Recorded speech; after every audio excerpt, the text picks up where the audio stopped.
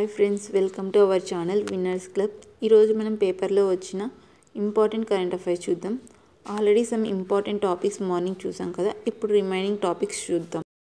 ఈరోజు ప్రపంచ ఆహార దినోత్సవం ఎప్పటి నుంచి జరుపుకుంటున్నారు, ఎందుకు జరుపుకుంటున్నారు, ఈ సంవత్సరం థీమ్ ఏంటనేది చూద్దాం. ఐక్యరాజ్య సమితి 1945 అక్టోబర్ 16న ఆహార వ్యవసాయ సంస్థ FAO ఫుడ్ అండ్ అగ్రికల్చర్ ఆర్గనైజేషన్ను స్థాపించింది.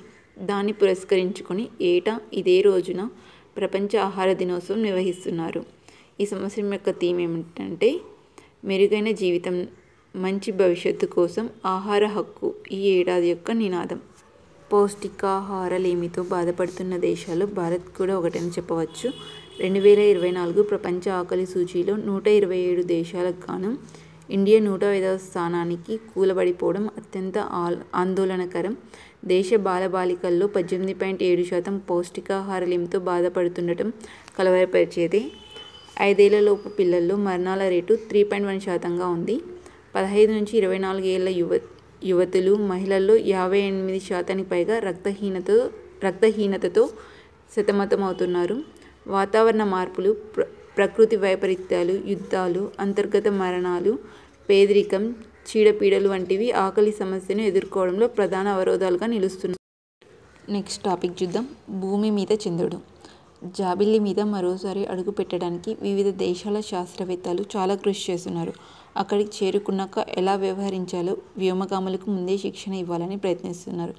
ఈ క్రమంలో European space agency, German aerospace agency సంయుక్తంగా ఒక వినూత్న ప్రయోగానికి సిద్ధమయ్యారు. భూమి మీద చంద్రుడి వాతావరణాన్ని, పరిస్థితులను సృష్టించడం దీని ప్రత్యేకత. ఓ భారీ పెట్టెలో ఏర్పాటు చేసిన దీని పేరు లూనా అనలాగ్ ఫెసిలిటీ. భూమి మీద చంద్రుడిని అభివర్ణిస్తున్న దీన్ని ఇటీవలే ప్రారంభించారు. భూమి మీద చంద్రుడిని తిరిగి సృష్టించాలంటే 3 అంశాలు తప్పనిసరి. 1. చంద్రుడి మట్టి వంటి రసాయన మిశ్రమం గల ఇసుక పదార్థం. 2. సూర్యుడి కోణాన్ని అనుకరించే ప్రత్యేకమైన కాంతి. 3. స్వల్ప గురుత్వాకర్షణ. చంద్రుడి గురుత్వాకర్షణ భూ గురుత్వాకర్షణలో 1/6 మాత్రమే ఉండటం వల్ల గురుత్వాకర్షణ సిమ్యులేటర్ అవసరం. ఓ పెద్ద పెట్టె మాదిరిగా ఉండే లూనా కేంద్రంలో చంద్రుడి మట్టి ప్రత్యేక కాంతి సాధ్యమైనప్పటికీ గురుత్వాకర్షణ మాత్రం ఇంకా సాధించాల్సి ఉంది. ఇటలీలోని మౌంట్ ఎట్నా అగ్నిపర్వతం, జర్మనీలోని ఈఫిల్ ప్రాంతం నుంచి మట్టి, నార్వే నుంచి రాళ్లను సేకరించి చంద్రుడి మట్టిని తయారు చేశారు. లూనాలో ఇటీవల 2 వ్యోమగాములు నడిచారు కూడా. రోబో కుక్కర్ నమూనా ట్రాలీ వెంట రాగా పారలతో కృత్రిమ చంద్రుడి నుంచి నమూనాలు తీశారు. వ్యోమగాములు నడుస్తున్నప్పుడు సూర్యుడి నుంచి వస్తున్నట్లుగా నిర్దిష్ట కోణం నుంచి కాంతిని ప్రసరింపచేస్తారు.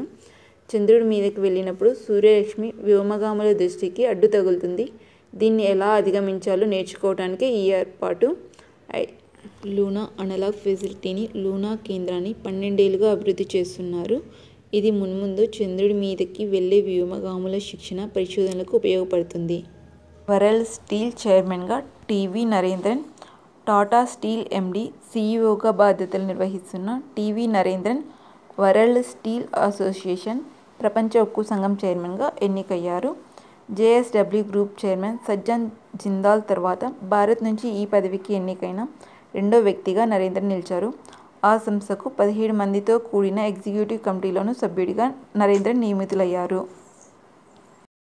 తిరుపతిలో నైపుణ్య విశ్వవిద్యాలయం వర్సిటీకి చైర్మన్గా వ్యాపారవేత్తలను నియమించాలనే ఆలోచన.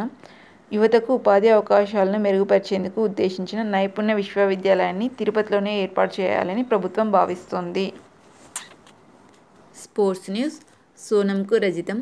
ISSF షూటింగ్ ప్రపంచ కప్ ఫైనల్లో భారత యువ క్రీడాకారిణి సోనం మస్కర్ సత్తా చాటింది. మంగళవారం ప్రారంభమైన ఈ టోర్నీలో సోనం రజత పతకం సాధించింది. మహిళల 10 మీటర్ల ఎయిర్ రైఫిల్ ఫైనల్లో సోనం ద్వితీయ స్థానంలో నిలిచింది. ప్యారిస్ ఒలింపిక్స్ రన్నరప్ హువాంగ్ యుటింగ్, చైనాకు చెందిన అమ్మాయి, పసిడి నెగ్గింది. బిజినెస్ ఫిన్లాండ్తో సెయింట్ జట్టు. పరిశోధనలకు నిధులు సమకూర్చే ఫిన్లాండ్ ప్రభుత్వ సంస్థ బిజినెస్ ఫిన్లాండ్తో ఒప్పందం కుదుర్చుకున్నట్లు సెయింట్ లిమిటెడ్ వెల్లడించింది. కృత్రిమ మేధ, 5G, అంతరిక్ష పరిజ్ఞానం, రోబోటిక్స్ విభాగాల్లో అత్యాధునిక సాంకేతిక పరిజ్ఞానాన్ని ఆవిష్కరించడం లక్ష్యంగా ఈ ఒప్పందం కుదుర్చుకున్నట్లు తెలిపింది. ఫైనలీ ఈరోజు పేపర్లో వచ్చిన కరెంట్ అఫైర్స్ చూద్దాం. దేశంలోని 100 మంది అగ్రగామి కుబేరుల జాబితాను ఫోర్బ్స్ 2024 అక్టోబర్ 10న విడుదల చేసింది. ముఖేష్ అంబానీ $119.5 బిలియన్ సంపదతో మొదటి స్థానంలో ఉన్నారు. ఈయన సంపద విలువ గత 12 నెలల్లో $27.5 బిలియన్ పెరిగింది. గౌతమ్ అదానీ $116 బిలియన్ రెండవ స్థానంలో నిలిచారు. ఆయన సంపద 12 నెలల్లో $48 బిలియన్ పెరిగింది. ఈ జాబితాలో Savitri Jindal $43.7 billion, Shiv Nadar $40.2 billion, Dilip Singhvi $32.4 billion వరుసగా 3, 4, 5 స్థానాల్లో నిలిచారు. ఆసియాలోనే అతి పెద్దదైన గామా-రే ఇమేజింగ్ టెలిస్కోప్ లద్దాఖ్లో ఏర్పాటైంది. ప్రపంచంలో అత్యంత ఎత్తైన ప్రాంతంలో అమర్చిన టెలిస్కోప్ ఇదే. 4300 మీటర్ల ఎత్తులో ఉన్న హాన్లే ప్రాంతంలో మేజర్ అట్మాస్ఫిరిక్ చెరెన్కో ఎక్స్పెరిమెంట్ అబ్జర్వేటరీ టెలిస్కోప్ను ప్రారంభించారు. ముంబైలోని బాబా అటామిక్ రీసెర్చ్ సెంటర్, ఈసీఐఎల్ ఇతర పారిశ్రామిక సంస్థల సాయంతో ఈ టెలిస్కోప్ను దేశీయంగా రూపొందించారు.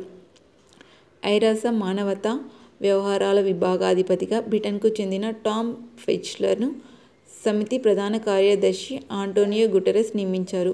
ఇంతకుముందు ఈ పదవిని మరో బ్రిటిష్ జాతీయుడు మార్టిన్ గ్రిఫిథ్ నిర్వహించారు.